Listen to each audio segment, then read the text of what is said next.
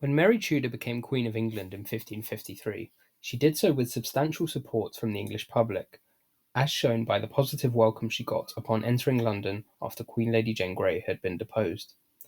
To have support in London of all places was particularly significant, as the city was a hotbed of Protestantism within England, yet the locals there still largely welcomed the ascent of this most Catholic of queens.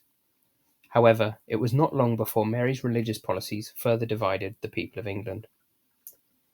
Mary was unmarried, and when she took the throne, she wanted this to change, so looked at finding herself a husband. Parliament urged that she should have an English husband, but Mary wanted to strengthen England's relations with the Habsburgs, who controlled vast amounts of the European land, such as the Holy Roman Empire in modern-day Germany and Austria, the Netherlands, as well as Spain. She eventually married the Spanish Habsburg king, Philip, and this made many English subjects fear being a pawn of a more powerful country which had a vast overseas empire. The extent of the fury about this is further covered in my video on Wyatt's Rebellion here. Despite issuing a proclamation in September 1553 stating that she would not compel her subjects to follow Catholicism, Mary began ruling as a religious autocrat, as she imprisoned various Protestant churchmen, including John Hooper, Hugh Latimer, and Archbishop of Canterbury, Thomas Cranmer. Meanwhile, she ended the right of priests to marry, and repealed Edward's religious laws. However, confiscated monastery lands were not returned to the church upon lobbying by their influential new owners. Perhaps most significantly, Mary returned the supremacy of the Pope to England, as it had been before Henry had split from the Church in 1534.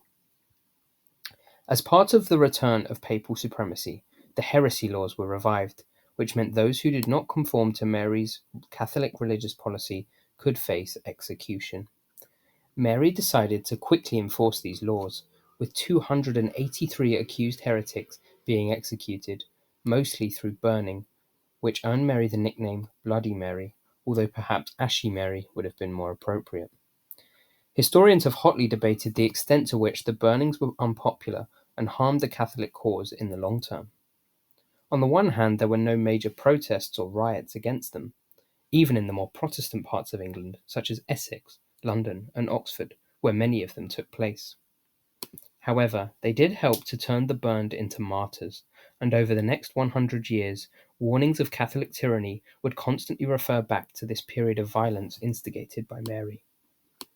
In conclusion, Mary's religious policy marked a dramatic break with the Protestantism of Edward's reign, as well as the more moderate approaches of her father Henry VIII and successor Elizabeth I. Thank you for watching, and I will see you next time on Tales from History.